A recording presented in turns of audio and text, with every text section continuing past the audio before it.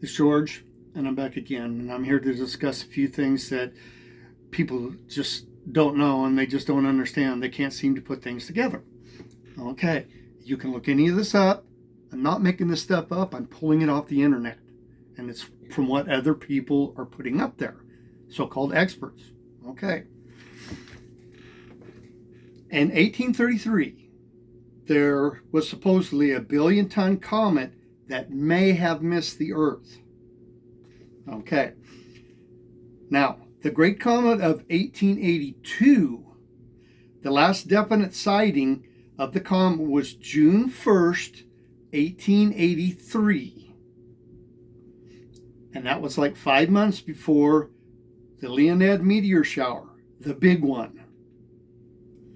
Okay.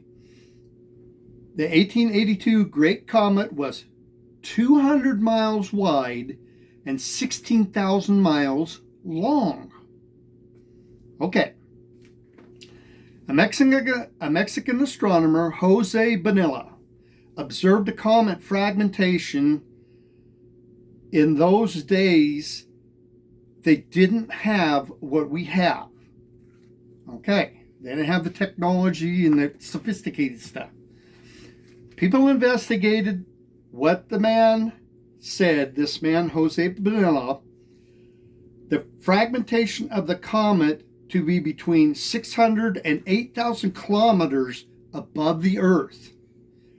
I think it was a comet outburst, and that would put it, at their calculations, right above the exosphere. That's how close this was. Okay.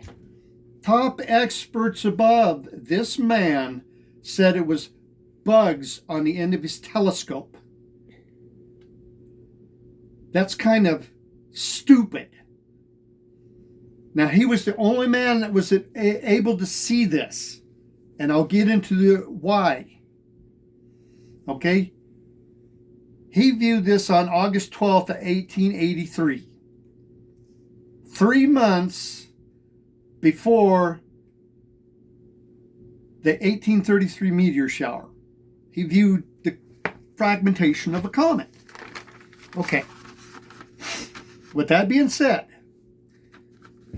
May 20th, 1833, Mount Krakatoa erupted, expelling 5 cubic miles of ash. Now, ash contains sulfur dioxide.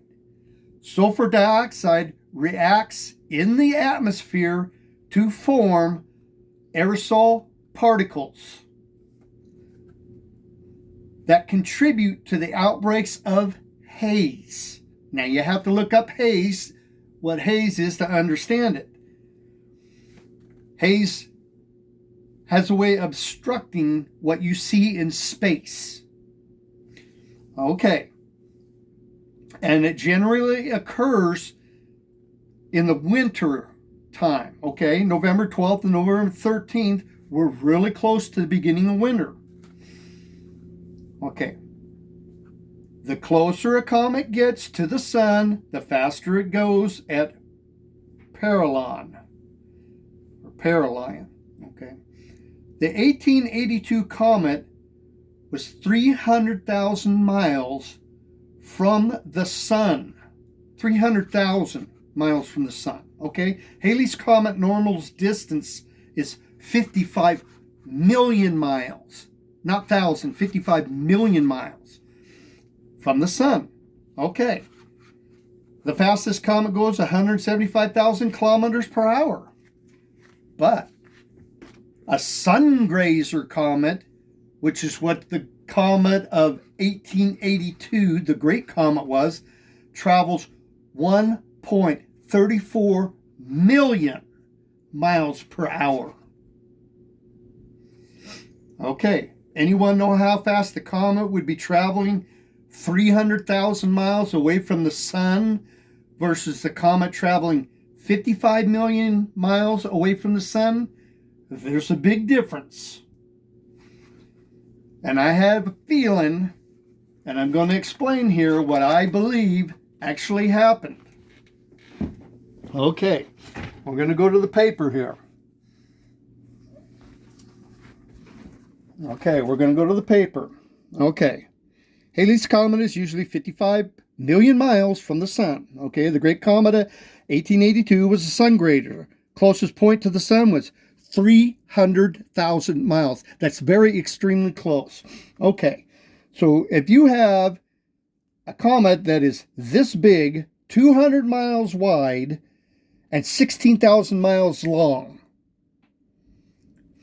okay, Halley's Comet was only 9.3 by 5 miles.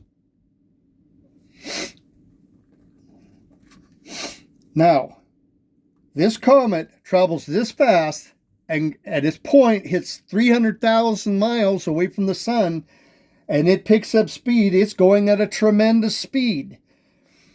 Okay, that comet came around the sun. Now, I don't know, because I'm not an expert, I don't know at what point it fragmented. Okay, Mr. Bonilla took pictures of what looked like a real large spaceship in front of the sun, and you can look this stuff up online. Okay, the sun's gravity, we know, makes the comets go at super speeds.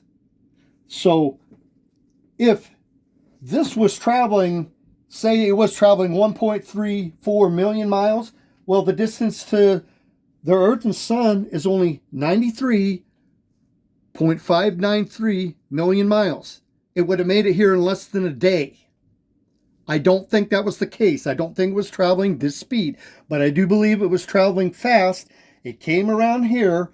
It fragmented in the sun because the man, Jose Bonilla, that was viewing it through a telescope, said there was like 437 large objects that he viewed. Okay. I believe it was going fast enough that the 1882 Great Comet came around here, and the force that it was going, it broke free from the gravity of the sun and was still traveling at a high rate from here to here. Now, figure the distance and how many miles it was traveling, I don't know. But going by what Mr. Bonilla had said, I honestly believe that he saw the Great Comet of 1882 fragment. Now, nobody wanted to believe the man. Nobody wanted to believe this man. It was bugs on the telescope. Yeah, 400 bugs on the end of a telescope? Come on. That's just pure stupidity.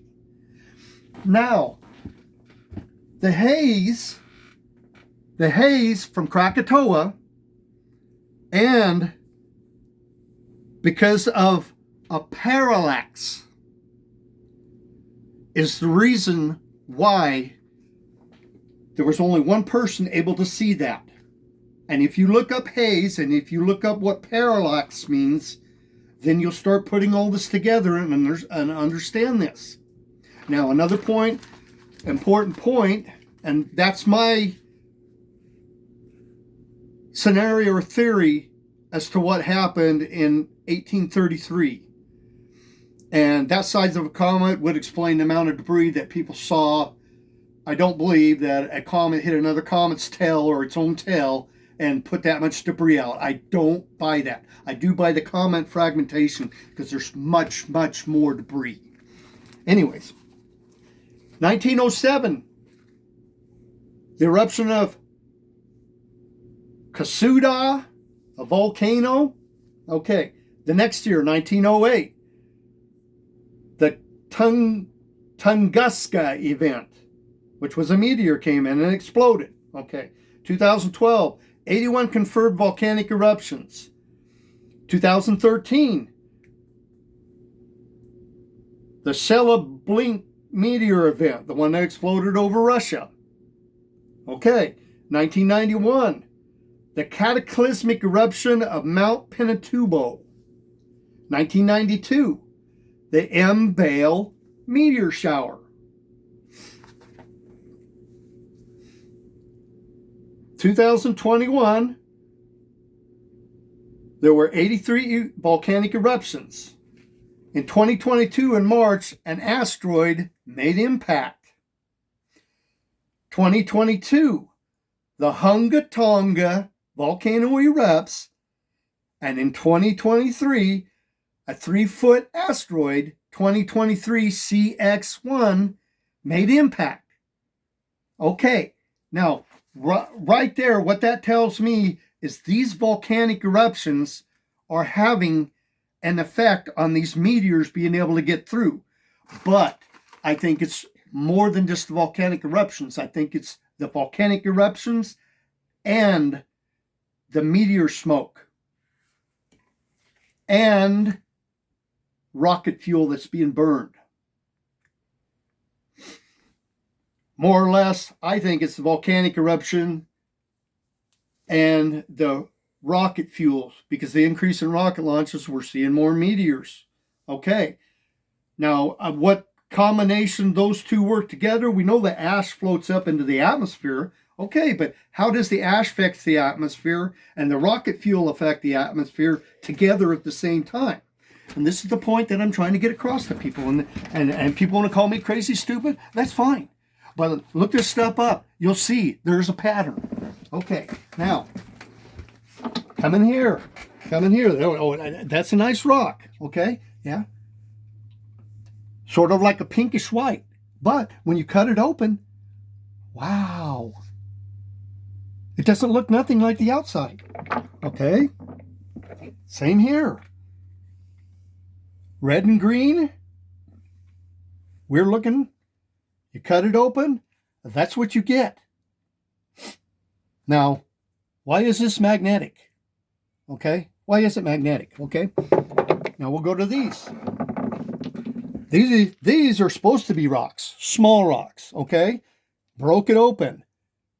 You look at that really closely, okay? That is solid metal. It's a small rock like this, but it's solid metal. Same with this one. This was supposed to be a rock. That right there is solid metal. Okay, now why do I have these solid metal rocks and these partial metal rocks here? Because this one didn't heat up all the way. That's why it didn't convert to metal. Same with this one. But the smaller ones converted to metal. Now, people want to believe me. They can believe me. They don't have to believe me if they don't want. I don't care. I'm putting the facts out there. I'm following the facts. I'm not saying that someone's crazy. I investigate. Okay? I think it was literally stupid for the top experts in the world to say this man had bugs on the end of his telescope, and when they didn't even bother to investigate it at all and check and make sure. Anyways, we're going to call that good.